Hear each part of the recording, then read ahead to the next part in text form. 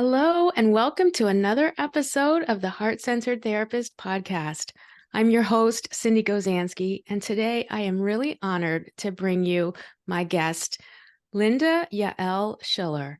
Linda Yael Schiller is a psychotherapist based in Watertown, Massachusetts, with over 40 years' experience. She is an international teacher, consultant, trauma therapist, and dream expert. Linda is the author of 2 books, Modern Dreamwork, New Tools for Decoding Your Soul's Wisdom, and PTS Dreams, Transform Your Nightmares from Trauma Through Healing Dreamwork. Her 3rd book, Ancestral Dreaming, will be out next year. She is Professor Emeritus from Boston University School of Social Work, and she has developed several innovative theories for dreamwork, trauma and nightmare healing, and group process.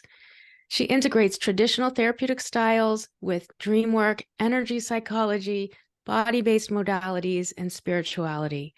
Her website is lindayaelschiller.com. Welcome, Linda. Thank you so much for coming today. Thank you so much, Cindy. It's a pleasure to be here. Absolutely. Oh, your resume is really exciting. It's so rich with so many things that I'm interested in and I know my listeners are interested in. And I'd like to start by asking the main question I ask all my guests. What does being a heart-centered therapist mean to you? So that's where I start, I think, and finish, actually. And everything else is gravy or in the middle. So for me, I've studied a lot of different modalities. I'm trained in EMDR, I'm trained in Reiki, I do somatic work, I do dream work, I do all these. I have a really big toolkit. But no matter how big our toolkit is, I think that the most important thing we lead with is the relationship that we have and that we develop with our clients. And for me, that's the essence of good therapy, is having a connection and from the heart. I don't hold my heart back. I know how to keep a professional distance. It's not that, but it is a relationship that goes both ways. So I'm very attuned to that is a relationship that goes both ways, and that's a heart-centered approach. I love how you said that. I don't hold my heart back. And, you know, you have so much experience and this is how you lead. And I think it's harder for newer therapists to do that, you know, so with so much ease and being natural and not holding their heart back because, you know, they're bombarded with different messages about how to sit in the chair and be a therapist. Right. But it's also really refreshing for me to hear that, yes, you're trained in all of these, you know, high level modalities, and still it comes down to being heart-centered first. That's my philosophy too. Yeah. I don't know if you're familiar with Enneagram work. A little bit. Okay. Well, I use Enneagram among other things. It's a wonderful way to kind of quickly get, no pun intended, to the heart of the matter of someone's personality style. And there are 9 points. It's a spiritual. It's originated in a Sufi spiritual tradition, and it's sort of like a spiritual Myers-Briggs. A lot of people are familiar with that. And there are 3 main centers. Each of the 9 points are divided into 3 centers. So there's the head center, the heart center, and the action center. And my particular Enneagram point is in one of the heart-centered points. So I come by it naturally. Yes, that's so cool. Oh, fascinating. Yeah, I love that. So yeah, I mean, that's such a great lead in too. That's from a spiritual tradition. And we're going to talk today about things that, you know, are a little bit, well, they're juicy, talking about dreams with our clients or with ourselves, nightmares and trauma, and, you know, the spirituality that can also underlie this work. So let's dive in. You're a dream expert. I do want to know how you came to be a dream expert, you know, because you've been doing this for a while. So could you share a little background on that, please? Sure. So, from way back from when I was a kid, I was always interested in the esoteric and the uncanny and in alternative spirituality and ways of knowing. So that always has been an orientation and an interest of mine from, a young age. And then when I was after I finished college, I lived in Israel for 5 years and then came back to the States, and I moved to the Boston area and joined a dance community. So it's all leading up to connection to Dreamwork, how I got there, and finished my master's and started working in the field. And a friend of mine from my dance community said she was moving up from New York to the Boston area, and she was not going to miss anything in New York except her dream circle. And she said, I'm going to start one in Boston. So will you join? And I just said yes. And then I said, what's a dream circle? Oh. So somehow I had this intuitive knowledge that this is something that's really important to me. I didn't know at that moment that was going to end up being really my life path and one of my main directions in terms of my both personal and professional work in the world. But that was how it started. Someone invited me to join her. A dream circle is, in short, a group for working on dream work together, and you do it together with other people. And that was how it started. And we're still meeting, over Wow. 40 years later, and Wow. I've been running professionally led dream circles for many, many years as well.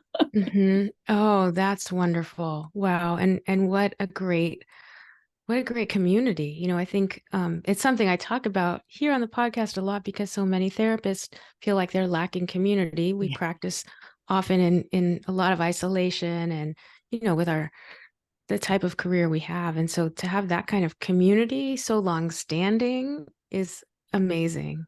Yeah. Thank you. And I totally agree. And one of the things that's wonderful about doing dream work in a group is that you quickly form very deep connections because you're talking about the productions of your deepest soul and of your unconscious and bringing it to light. And then when we sit together in a group, everyone resonates with and everyone can connect with everyone else's dream.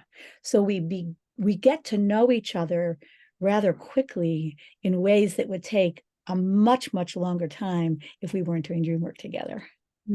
Yeah. And Linda, your expertise as a group process therapist really shines there, right? So you're very interested and knowledgeable about group dynamics. And then this takes it to even greater depths when you're talking about content like interpersonal, innermost dreams, and I'm sure like the subconscious and all of that. Right. It's really like a marriage made in heaven, because my first sort of professional focus and where I did my original scholarship was in group work. When I taught at Boston University School of Social Work, I taught clinical practice, but I mostly taught group work. And I wrote theory about using the relational model that came out of the Stone Center from Wellesley College, Jean Baker Miller's work, and a number of other people. And I applied that to doing group work. So I have a whole theory of group development based on this relational model that's now taught really all over the country and maybe the world, as one of the main things to look at group dynamics and group development.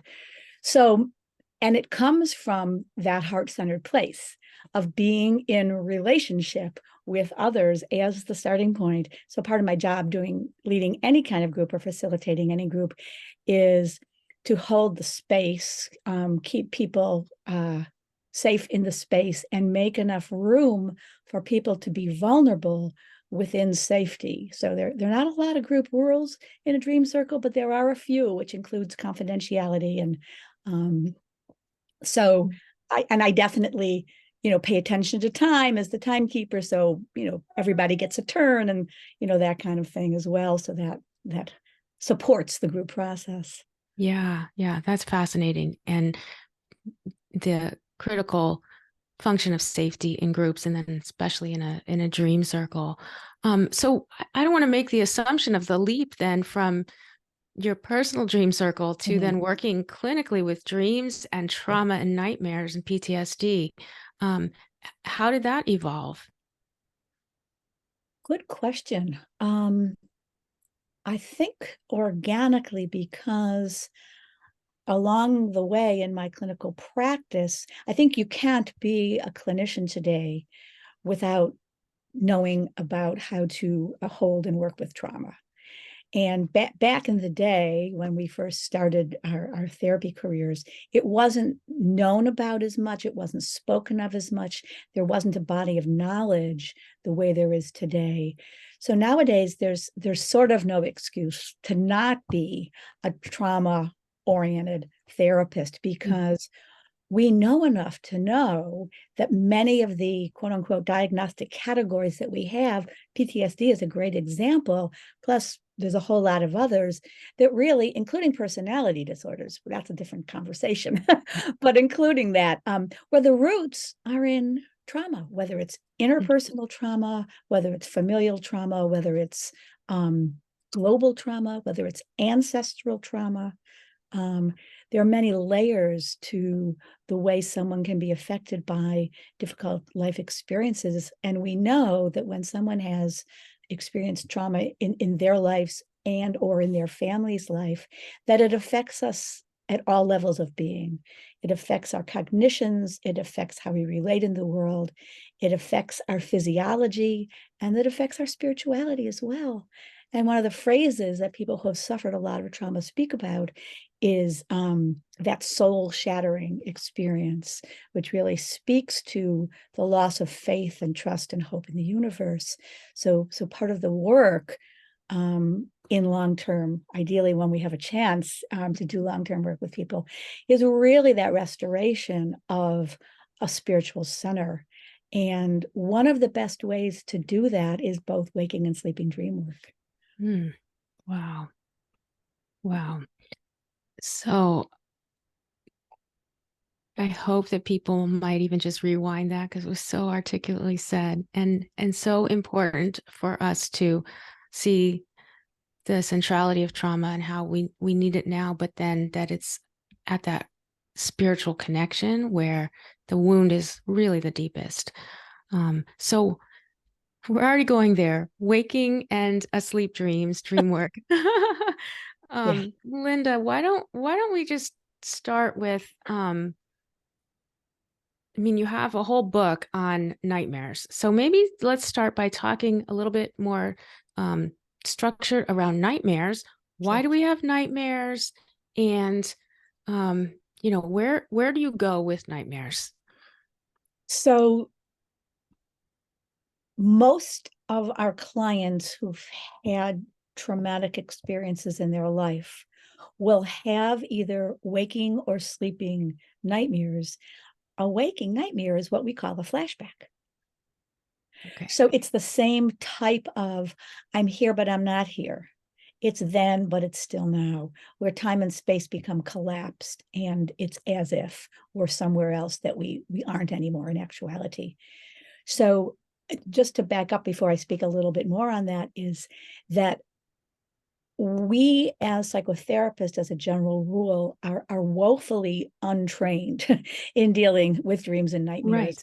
Aside from a few specialized body, mind, spirit schools like Pacifica and Naropa, most of our sort of quote unquote regular professional development and graduate degrees doesn't even include a mention of it in the curriculum. Is that maybe a nod to Freud, but not really even that much to Jung or everything that's been happening since then. And the pithy little slogan that Freud had of like dreams of the royal road to the unconscious, there's a lot I don't agree with about Freud, but that I think he hit the nail on the head, because dreams are an expression of ways that we want to understand, get messages from, learn more about ourselves and our environment. So dreams, we'll get to nightmares in a sec, dreams can help us with creative problem solving, can help us with spiritual connection, can help us just have fun at night, give us a break from something that's hard during our day. And they also contain information for us about our lives. And that information can be things that happened yesterday or last week or last month or last year, or all the way back from our childhood or before we were born. So depending on your philosophy and spiritual orientation, the dreams can connect us with deeper wisdom and knowledge than we have access to in our everyday walk around wide awake linear left brains. So that's the dream side of the equation. Yes. So before I launch into nightmares, let me give you a chance to see if you wanted to add or ask anything there. Yeah. Well, the only thing I would add is, before we started recording, I said to Linda, I'm not even super knowledgeable about dream work as a psychotherapist. I had some training in dream work that was from the Gestalt lens. Oh, lovely. That's pretty much it, So this is really fascinating, and I am very involved in doing trauma work right now. So I think it's really important to look at this. And I'm really interested in your forthcoming book about the ancestral dreaming, because even when you hint at, this idea that our dreams could contain information from generations before, and I think we see with so much intergenerational trauma and collective trauma, the power and the potential healing in that seems great. So we'll have you back on for that. Thank you. Yes. Yeah. So, okay. So to go to the second part of your question about why do we have nightmares, there are sort of three categories I use. There are dreams, there are bad dreams, and there are nightmares.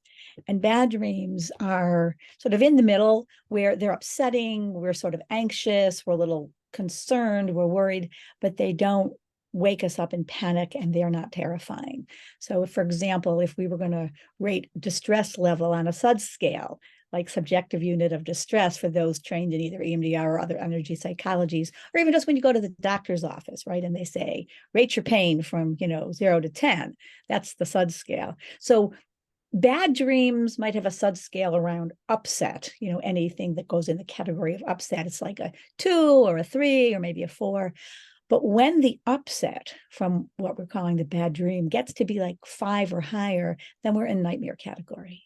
And these often are accompanied with physiological changes. People get heart palpitations, people wake up with a gasp, people feel profoundly distressed, often in the category of the fear emotions, but also with extreme grief or sadness or rage. Anytime the emotion seems larger than life, so to speak, and it's negative, then we're in the category of a nightmare.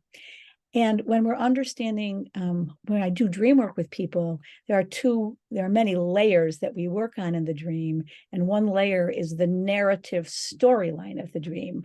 What happened first? What happened second? And then who are the characters and what is the setting? So these are a couple of different areas we pay attention to. But the key to understanding the meaning of a dream or nightmare is what I've called the emotional narrative. So we pay attention to what are the dreamer's feelings, the beginning, the middle, the end of the dream, and what are the dreamer's feelings and emotions as they're telling us about the dream. And this gives us a lot of insight as to what it might be connected to. Wow. So nightmares are often an SOS from our unconscious, which are saying to us, there's stuff that happened to you in your life or in your extended family that has not been resolved, that has not been put to rest, that you have not made peace with yet. And it's interfering with your life in some way. And when you then get into the category of repetitive nightmares or repetitive themes that come over and over again, even if the dream is a little different, then it's saying, if you don't pay attention and do something here, we're just going to keep coming back. And sometimes they will really escalate, because as the philosophy from ADEP, Diana Fosha's work, we're all hardwired for healing. Our system wants to move toward healing, recovery, balance, equilibrium. So if we're out of balance, our system isn't happy and it wants us to be in balance. And ironically, that's sometimes why we get these nightmares and bad dreams, because our system is saying, you're not in balance and we want you to do something about that. Right. Wow. I was going to ask about the recurring themes or recurring nightmares. And so that's really helpful. Even the notion that we're wired to do the healing. And then I think about sleep, that, studies are showing it's supposedly so healing for us, healing for our brains, healing for our physical bodies in terms of recovery. Athletes always get tons of sleep, or they're things like that. So then there's also this healing potential of our dream work, our dream life. And if we are not getting enough restful sleep and enough restful deep REM sleep, rapid eye movement, REM sleep is where we have our dreams, then we're not getting the restorative sleep that we need. Mm. And there's a lot that's been written and talked about in the last, 5-10 years, how certainly in America, but I think all Western societies really it's been called an epidemic of sleep deprivation. And it affects our ability to function in the world if we're not getting enough restful and enough deep sleep. So one of the many things that can disturb our ability to do that is when we are experiencing nightmares. Yeah. And so you've created, Linda, your own protocol for working with nightmares. The guided active imagination approach. Guided active imagination approach. Right. Yeah. Yes. Tell us about that. Sure. So GAIA is the wonderful acronym, and I was so delighted that we came. I had this method sort of put together in my mind and had been using it, and it needed a name. So I brought it actually to my dream circle, my professional dream circle that I facilitate. And we played with words, and my dream circle members helped me come up with the words. And I love the fact that it says Gaia, which is, Mother Earth. So beautiful. It's into that.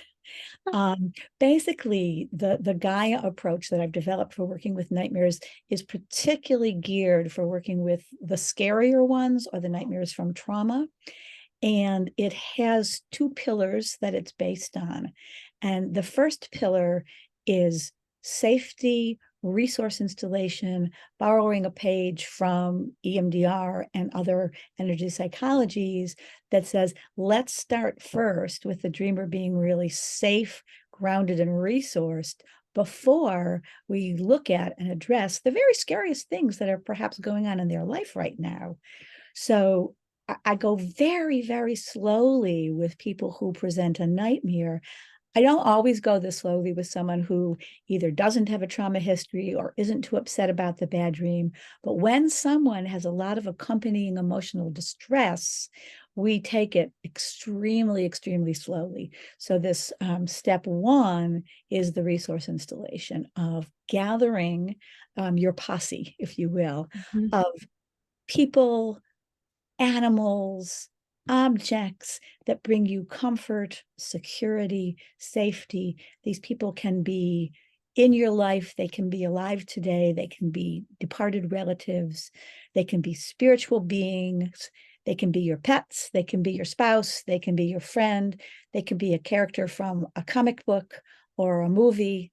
One of my little kids that I worked with brought Mary Poppins in to be her spiritual resource. An adult gentleman I worked with brought Gandalf from the Lord of the Rings, a resource for him. Lots of people bring their pets because sometimes that's the most uncomplicated relationship somebody has is with their beloved cat or dog. Or that's right.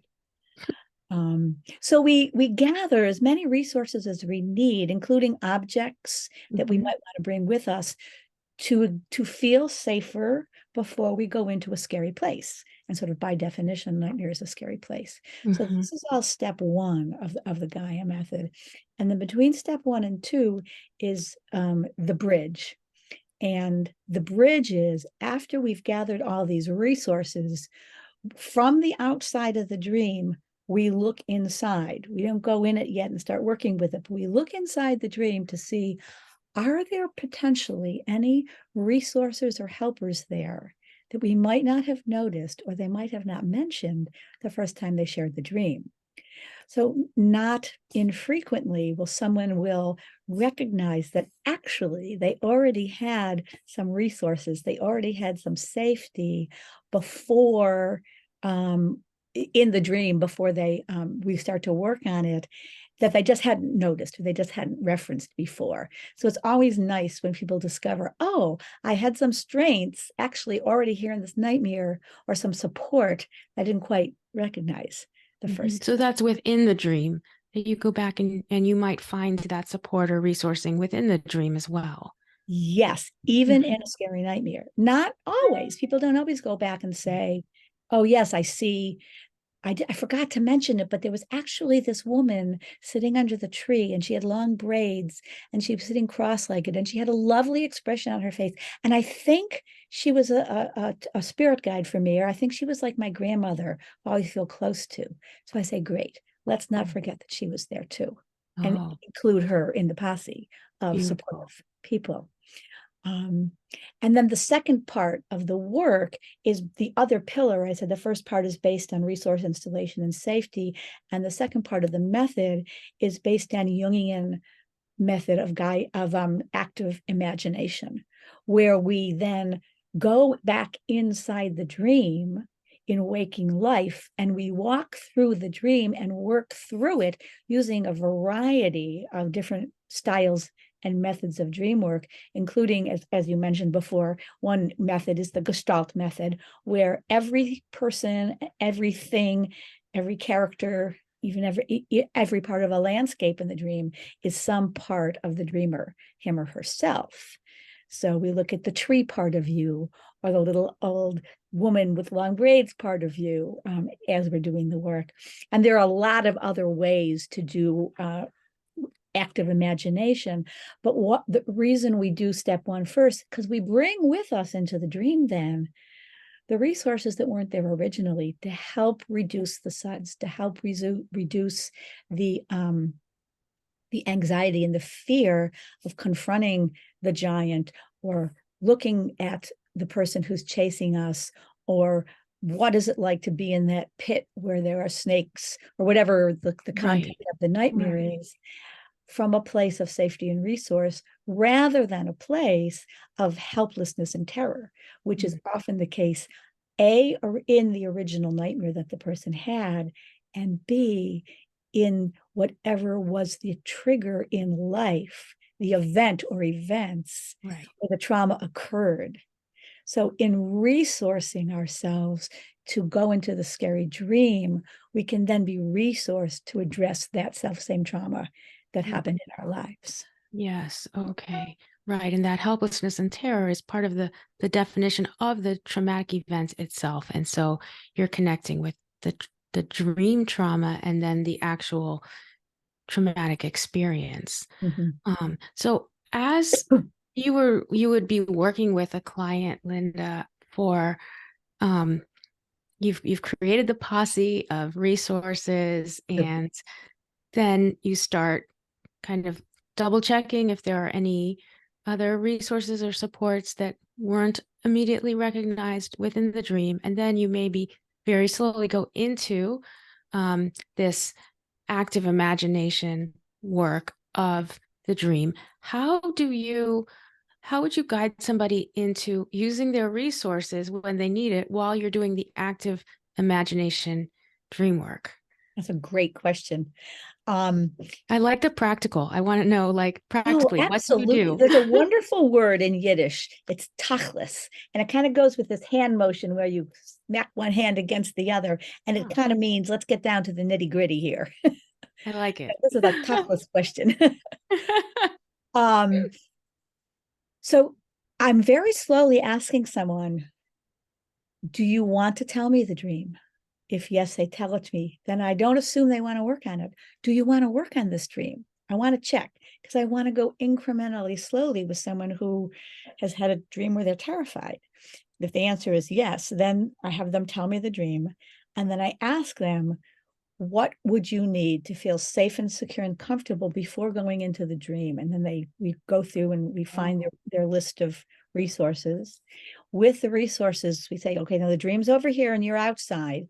Look inside. This is the bridge. See if there's anything else to keep you safe and secure. Once we get all that, then I invite the person to go back in the dream inside. And some people like to go chronologically. So some people say, let's go in at the beginning and walk through the dream chronologically. Other people want to go into the dream at the safest place before the traumatic events of the dream occurred. And other people say, no, let's just like hit the ground running. And I want to go to see, right when that tiger is about to pounce on me, that's where I want to go because I kind of know what's going on here. So once we know where the dreamer wants to start, they go inside the dream. And I say, now that you have all your resources, what's the next step? So a lot of doing dream work is asking the dreamer, and what happens next? And what's the next step? And what do you need here? And do you need anything else besides what you have? And then I will offer suggestions and advice if their internal processing is not getting them to a safe place. But I want to first start with their resources and their ability to negotiate this landscape. Often we will do dialoguing with the scary event that happened from a place of safety. Sometimes we will rearrange the landscape. Sometimes we will bring in divine beings or the power of the force or the universe or God or whatever their spiritual belief system has for that or those words to keep them safe. Sometimes we then, once they have dialogued with, had a conversation with, figured out what is going on, then we say, okay, now dream it forward. What happens next? Because I tell people that where the dream ended isn't where it really ended. It's just where they woke up. So I said, this is where you woke up. But now, if the dream were to continue with the resources you have now and knowing what you know now, what happens next? And then we just keep going, what happens next, until they get to a place of, oh, okay, it's calm. I feel safe. The monster has become an ally for me or has disappeared. I'll give you an example, just popped into mind. I was working with someone who had a history of sexual assault by her dad. And she was an adult in her 30s or 40s when I was working with her and had a series of dreams. And often a house in a dream, not always, but often a house is some aspect of oneself. And we want to pay attention also to if there's a house in a dream or a building, is it something that is an imaginary dream building, or it's a building they recognize from their life? And if so, what part of their life? Is it from now? Is it from your adolescence? Is it from your childhood? So she would have this dream of being in her childhood house and having her father in there and him threatening her in some way, shape, or form. So this particular type of dream was sort of like, as we talked about before, kind of a flashback. It wasn't identical to what happened to her, but it had a reminiscence of it. And sometimes it would be her father in the house. Sometimes there'd be a lion in the house who was going to pounce on her. Once there was a goblin in the house, and she was trying to go from room to room to avoid the goblin who was going to do something evil to her. So we went through the GAIA method and we gave her her posse. And I remember she was one of the people who had her pussycat with her. Oh. And she also had a wonderful blanket. I remember it was a quilt with blocked squares, a blocked square quilt that her grandmother had made her that she still had on her bed as an adult today. And that was one of her resources as well. But neither of those were sufficient to deal with the goblin or her father or the tiger. So I said, well, what else would you like? Because remember, this is your dream. You're not bound or governed by the rules of the natural world. So you can bring magic in, you can bring anything you want. So she said, well, I'd really like a magic wand. So I said, go for it. So we gave her a magic wand, and with her magic wand that she now had with her in the dream, she said, abracadabra, and she waved her magic wand. And what happened then? I asked her, I said, well, what happens when you wave your magic wand? She said, well, the goblin turned into a mouse. And she said, I caught the mouse and I put it in a cage, and it's not going to bother me ever again. I'm going to take that mouse out to the forest and I'm going to let it go in the woods where it can live its life to the end. But it's gone. It's not in my house anymore. Wow. What a release. It was. And then she came back because we had been doing dream work for a while in a variety of different ways. And she came back, a week or two later, and she said, Linda, I'm almost afraid to mention it, but I haven't had any nightmares this week. I don't want to jinx myself, but I haven't had any nightmares this week.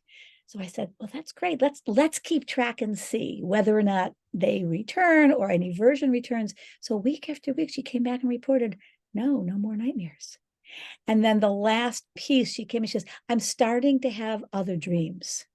I'm starting to have dreams that aren't scary. And now this was a revelation for her, because pretty much she developed a phobia of going to sleep at night because she was so scared of having these nightmares over and over again. Yeah. Wow. So once she could transform the monster into a mouse and let it go in the forest, she was good to go. It's such a powerful example of healing, of how this dream work can heal trauma. It provided her that release. And I've had clients, and I'm sure many of our listeners have too, where they say, I've never actually had a good dream. I only have bad dreams, and we haven't even dived into their trauma because, just like you said at the beginning, they may not have enough safety yet to do it, like even in session. That's right. Yeah. Yeah. And back, one of our earliest, forerunners of trauma treatment and thought trauma theory, Judith Herman, right, talked about, and she had the 3 stages of healing from trauma. And the first one is always safety, safety, safety. Safety in your environment, safety in your physical body, safety in your emotional world. So first we have to develop safety, and that goes hand in hand. Then if there's no safety in our life and there's no safety in our dreams, we got to start wherever, where our client is. Yeah. So if they're coming to us with nightmares and they don't feel safe enough to go to bed, we start there. And and then that goes back to sleep hygiene as well. We help them create an environment where they go to sleep at night, where the room in which they're sleeping is safe. Because if it has become contaminated by their nightmares, then they don't even have a room to go into at that point. So we might start way back with, okay, first of all, we have to ascertain, is their actual home where they're living today safe, right? Is it true that their environment is safe and there's not any domestic violence, or there's not some kind of neglect, or whatever it is, that they actually can say, yes, my actual environment today is safe. That's where we always have to start. But once we've ascertained that, okay, what's your sleep hygiene? What's your pattern? Do you need to check to make sure your doors are locked at night? Do you have a ritual or routine that helps you start to relax before you go to bed? You take a warm shower, and then you have these, steps, you brush your teeth. Do you have any practice of blessings or prayer before you go to sleep? Would you like to have a practice of blessings or prayer before you go to sleep? Can you surround yourself and your room and perhaps your house with some kind of a protective boundary, with light? And you get the color that is the most protective to them. Doesn't matter what you or I might think. It might be white light, it could be blue, it could be yellow, whatever is most protective to them. And have them actually, surround themselves with this light before even getting into bed, before going to sleep, and surround either themselves or their bed or their bedroom, whatever feels right. So for starters, they're in a quieter place. Beautiful, beautiful. And as you say that, Linda, you're really also explaining so clearly how we can help expand our clients' resources, or expands their range of actions or thoughts, or their creative range, which is so much an integral part of therapy, right? Expanding the range and the choice points, right? That they could actually create, a ritual before bed. They could create this engulfing color that would give them calmness, and that bringing that agency back to them. I think that's so beautiful. And as well, what you said about the safety and trauma, I just wanted to go back to this because it's so important, including that permission piece, because we know when somebody has been traumatized, right, their permission was taken away. Right. And so I love how you start with the dream work of even just checking in with the client. Would you like to look at this dream? They may not, right? And so everything is very permission based, which I love when working with trauma. Great. Great. Yeah. So we've talked a bit about the nightmares, and then you also do embodied dream work, which is that beautiful culmination of spirituality and mind body work and energy psychology. Share a little about what the integrated embodied approach is. Sure. So just like when I'm doing non-dream work with my clients, I'm working from a heart center, but I'm paying attention to body, mind, heart, and spirit and doing the work. We're trained in our professional schools to do a pretty good job with the mind part and a pretty good job with the heart part, but we don't get a lot of training in the spirit or the body.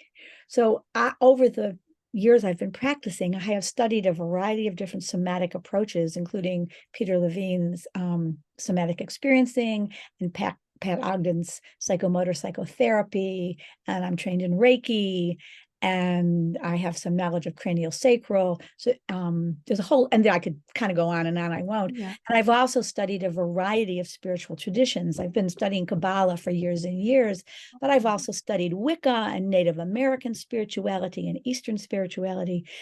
So I'm very, very open to however my clients want to approach integrating their body and their spirits, as well as their hearts and their mind, into their healing work. And some people are like right there, and other people are like, no, thank you, not for me. And I respect that. So when I'm doing integrated embodied work with people, I might be doing Gestalt work with them. I might be doing work where we literally get up out of our chair and we do some psychomotor psychotherapy or we do constellation work, or we do dialoguing. And I ask, sometimes we do sculpturing, for example. So I ask people, here's one example, and I can do this in a therapy session or with a dream. Let's put our physical body into the position that it would look like when you were really frightened in that dream or in that event that you're telling me about. So, and I stand up with them. I don't sit in the chair as a watcher, because I don't want them to feel intimidated. So we both stand up and they will do whatever it is that shows me this is how my body would look when I'm scared. It often will involve some kind of crouching down or eyes down or defensive posture. And I'll ask them, what does that feel like? So then I'll ask them to name the emotions in their body. Okay. And I will do it with them. And I say, okay, so now what's the opposite of that feeling? So if the feeling they had was fear, the opposite might be feeling brave or feeling empowered or feeling strong. Whatever it is, the opposite for them, I say, okay, now put your body in that position. Show me with your body what your body would be looking like and doing when you were feeling strong or empowered. So then they change their position. This is called sculpting. And we do a sculpture of the new emotion, for example. And we stand up and they do it and I do it. And then I ask them to report, what does that feel like in their body? And sometimes I'll take a SUDS, right? A check upset level of distress. When you're in that fear crouch, how big is your upset? And it's usually, somewhere between 5 and 10. But within moments of changing their body into a strong, empowered statue, standing up often, maybe hands on hips, chest up, head up, whatever it is, the distress also goes right down just from changing their body position. Yes. So that's just one example of many different ways we can do integrated and embodied work. And I'll also invite them to connect with whatever spiritual tradition they have. If they have one, to find a resource there. Can we invite Jesus into the room with us? One of my clients liked to sit in Jesus's lap as her safe place. And Wow. I said, that's fantastic. Someone else was able to invite the angel Raphael, who is the angel of healing, who stands behind us in the pantheon of the four angels. So she had Raphael put his arms around her from behind. And there's no right or wrong. And another one of my clients is not connected with any sort of formal religious practice, but he would connect with the universe. And he said, when I look at the stars at night, I feel moved. I feel like there's something larger than myself. I feel connected with the universe. So I said, great, let's bring the stars in and take a look at the stars to help you feel safe. So we're following and we're suggesting at the same Yes. time. We have to know, right, when to lead, when to follow. So I can make suggestions when I'm doing dream work with someone, or therapy for that matter, but I'm not imposing. I'm just saying, well, how about this? Or what about these ideas if they're stuck? Right. Yes. It's it's very much like the experiment, making those suggestions. And if it's too much, you downgrade it, you bring it back a little bit, or explore where the client wants to go.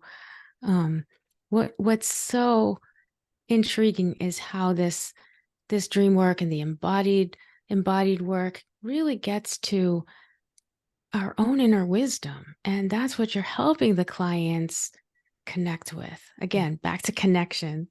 Right. That's right. Yeah.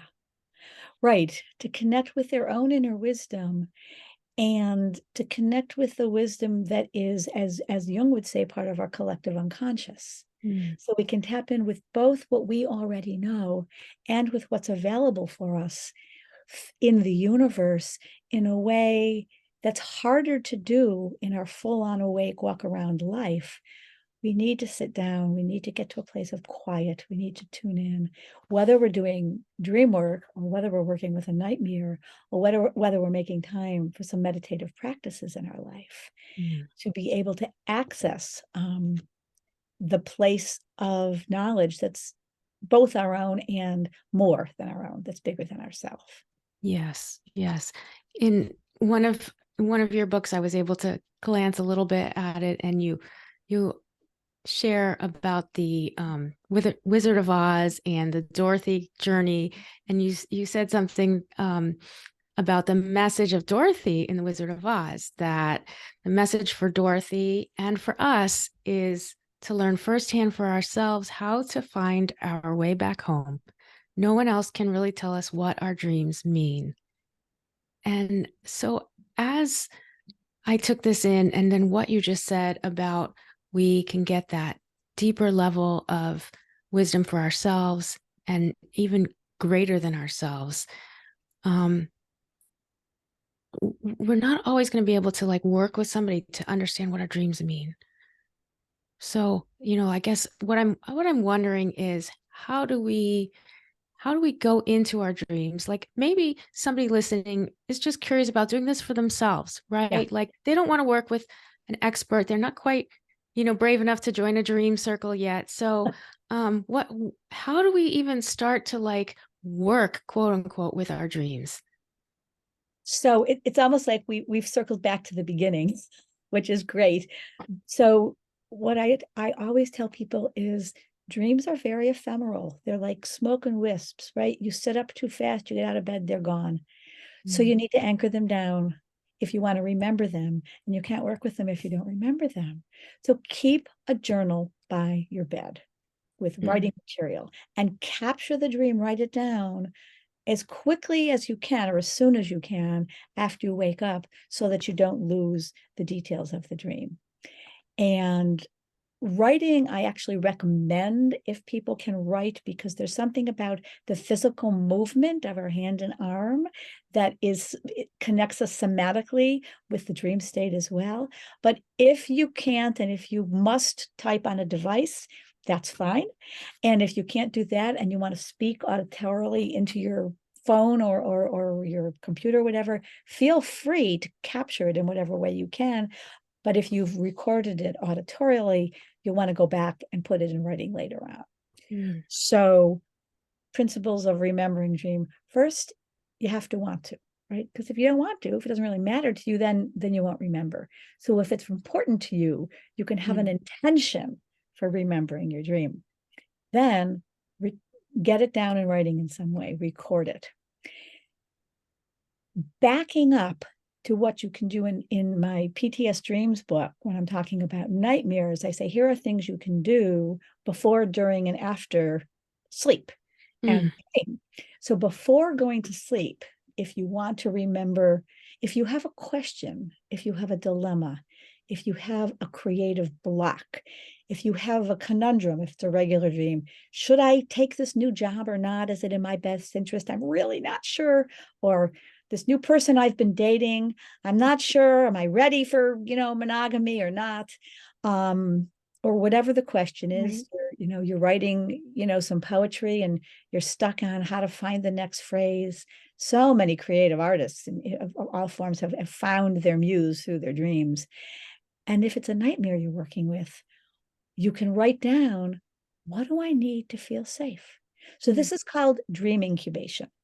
So incubation is basically you spend a few minutes before you go to sleep at night and you write down what you want your dream muse to come and tell you. And you end your writing. You could just do it for 2 minutes, or you could spend a half an hour journaling, whatever feels right to you. Try to end with as specific a question as you can. And the more specific your question, the easier it will be to find the connection between what you're asking and the dream you have. So then you go to sleep, you have your dream, and you write it down on the same page that you wrote your question. And then you go back and forth between what you asked and the dream and see what the connections are, knowing that the language of dream is symbol and metaphor. Whether it's a pleasant dream, a bad dream, or a nightmare, very often you will have to do some work decoding what the symbols and metaphors in your dream mean. And this is actually one of the most important points. No one else, even if you're working with someone else, can tell you what your dream means, what your symbol means. You are the final authority on what it means to you. I see. Okay. People often say, should I look it up? Should I use a dream symbol dictionary? And I'll say, well, it's not my favorite thing. You can, but please take anything they tell you with a grain of salt and see if it actually resonates for you in your life. Because if it doesn't, that's not what it means for you. And then you have to contextualize the dream in what your life is. So if you dream of walking in the woods and coming across a bear, and I dream of walking in the woods and coming across a bear, your history and relationship with a bear might be different than my history and relationship. That's going to be a scary dream for me, Linda. 100%. Oh, I'm so sorry. Well, we're gonna the bear's going to be in my house also. Pardon? The bear's also going to be in my house. So. Oh, automatically just by mentioning that. Oh, yes. Yes. Well, I don't know if we have time or not, but do you want to do something with that? Sure. Okay. So just saying the word bear was enough for you to kind of go, oh no, right? Somebody else could say, oh, I have this cute little teddy bear that I sleep with. That was not your association. No, I know where he is too. Okay. Yeah. So I'm going to do this really quick on one leg because we probably are close to out of time. That's all right. But do you have, to the best of your knowledge, you can just say yes or no, you don't have to disclose, any personal experience with a bear that was scary, like a bear roared at you when you were a child, or anything that you know of? Probably as an adult, encountering a bear on a trail was a little scary, but I think this happened. I think I would have bears in the house dreams before then. Bears in the house. So you actually did encounter a bear on a trail once. Yes. So it was like insult to injury. You were already having scary bear dreams in the house, and then you encountered a bear on a trail. So you have two things going on. Let's stay, since you said you had the bear dreams before you saw the bear on the trail, which I think I would be scared of a bear on a trail too if I was hiking. But the bear dreams in the house, what would you like to bring with you into those dreams, should they ever happen again, to help you feel safe, secure, grounded and protected Mm. from any bears. Mm. Wow. Right. I can see that's a powerful question. Um, yeah, I need some like magical egress. I need some way to just like fly out the window. Fabulous. So the Hmm. first thing that comes to mind is you want to get out of there. Hmm. Like a magical egress to get out the Yeah. window. Now you absolutely could do that. But before you fly out the window, do you see your magical egress, your magical window that's able to open or not yet? Mm. No, not yet. Okay.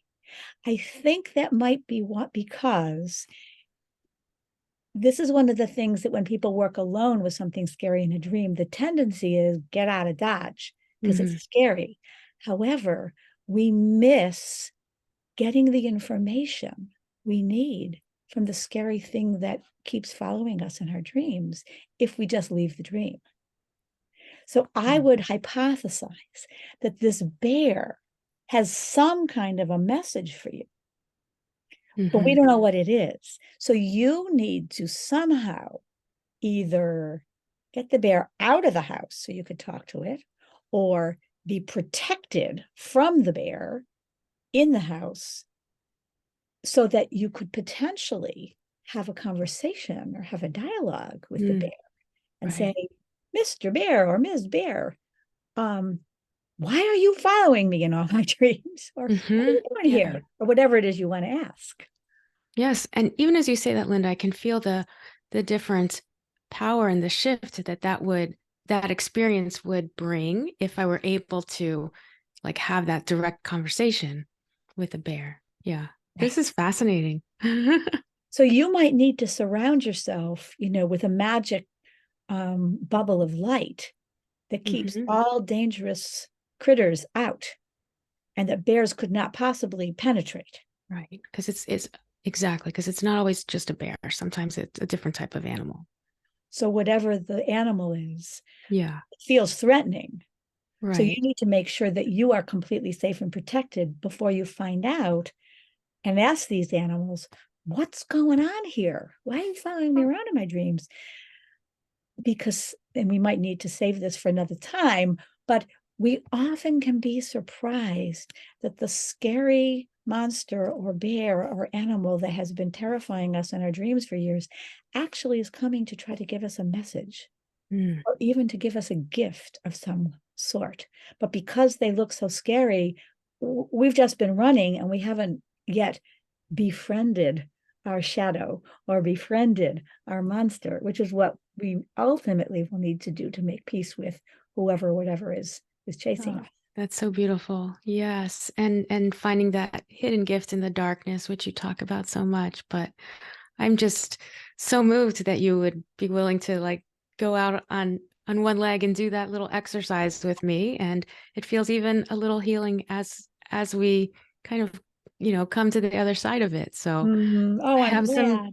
yeah, I have some dreaming on purpose work to do.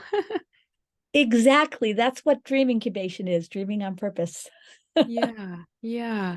Well, as thank you again, Linda. One one other thing. So this was super helpful to kind of have that experiential process. But for a therapist, wanting to take the first steps into integrating dreams in their practice with their clients, they're not experts yet. What do you suggest as like first steps? Um, First steps, read a whole bunch of different books from different dream workers that give you an orientation and some experience and some knowledge of what people who have been doing this for a long time are suggesting and recommending. So and then so get some information, get some knowledge about dream work. And then the other main thing is start asking your clients. So many therapists don't even ask their clients about their dreams. Right. Right? It's Sort of the taboo. elusive obvious. Yeah. If we don't And talk about sex, our clients aren't going to tell us. If we don't ask about exactly, dreams, they may not tell us. exactly right. And most clients, if just even think about when you're doing an intake and all the information you're gathering, add to your intake Tell me about your dream life. Do you tend to remember your dreams? Do they tend to be pleasant? Are they scary? Do you have nightmares? A whole world of information right there. Right. And once your clients know that you're the kind of therapist who's interested in their inner world, they will bring their inner world to you. Mm. So if you Oh, invite them, right, if you build it, they will come. yeah, that's so great. I mean, and I hope that my listeners can hear, right, the mastery there of, all of your years of experience, right? Just that one question, few questions with an intake can lead to a totally different relationship and rapport Mm. building between your client and yourself. And that's so fabulous. Yeah. Yeah. Mhm. Well, I'm just so grateful to you, Linda, for sharing your time and your expertise with us on the podcast today. And I just also acknowledge you for this tremendous work you've done in the field and you continue to do. And that inspires me to keep going as well and can't stop learning as a therapist and teaching. And so, huge shout out to you. And thank you for all you're doing to help heal people. That are experiencing so much trauma. It's just amazing. Thank you so much. Yeah. It was a pleasure being on the show with you. Oh, I'm glad. Please tell us about your books, where people can find them, your website, all of your contact places. Okay. So my website is www.lindayaelschiller, all one word, and that's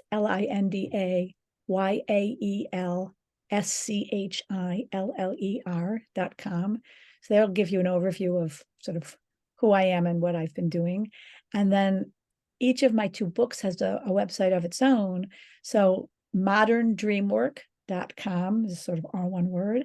And the other is PTS Dreams, spelled just like that, PTSDREAMS.com So cool. is Yeah, the other so book. cool. Great. Yeah. We'll link to those for sure. All of these will be in the show notes. Um, And yes, and please check out her website. She has some amazing blogs on there. You can see all of her other guest appearances, their articles and PDF links. It's really robust. Thank you. Yeah. All right. Well, again, thank you so much, Linda. And you've given me, and I know our listeners, a lot to think about around dreams and trauma and connection. Great. Great. Thank you, Cindy.